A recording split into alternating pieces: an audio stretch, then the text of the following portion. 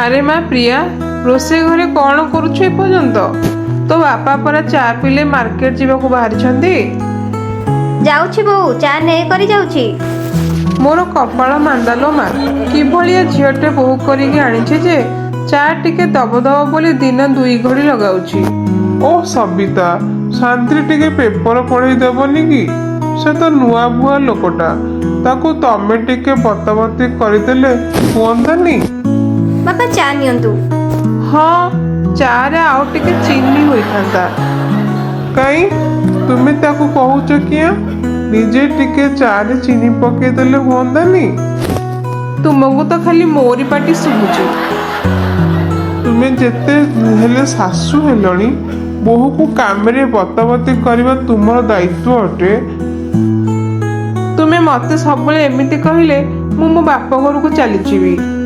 ଏ ବୟସରେ ବି ତୁମର ଛୁଆଳିଆମି ଗଲାନି। ପୁଅ ବୋହୂ ଆସି ଘରେ, ସେମାନେ ଶୁଣିଲେ କ'ଣ ଭାବିବେ ତୁମକୁ? ମତେ କିଏ କ'ଣ କହିବ ବା? ମୁଁ ମୋ ଘରେ ମାଲିକାଣୀ ଅଟେ। ପୁଅ ତ ବୋହୂର। ବାହାଘର ପରେ ପୁଅ କ'ଣ ଆଉ ତା ମାଆକୁ ପଚାରେ? ସେ ଖାଲି ତା ସ୍ତ୍ରୀର ସପୋର୍ଟିଂ ହିଁ କରିବ। ଆଜି ମତେ ଆଉ ରୋଷେଇ କରିବାକୁ ଇଚ୍ଛା ହଉନି, ମତେ ଜ୍ୱର ଆସିଲାଣି।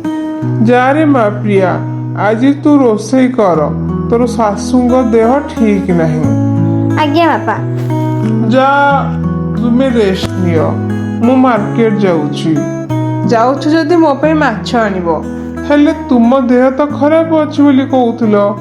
ଆରେ ନାଇଁ ମ, ସେ କେବଳ ପ୍ରିୟାକୁ ଦେଖେଇ ହିଁ କହୁଥିଲି। ତୁମକୁ ପାରି ହବନି।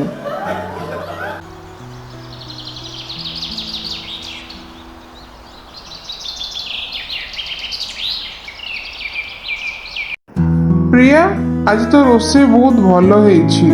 ଥ୍ୟାଙ୍କ ୟୁ ବାପା। ପ୍ରିୟା, ତୁ ମୋ ଆଖି ଖୋଲିଦେଲୁ ରେ ମା।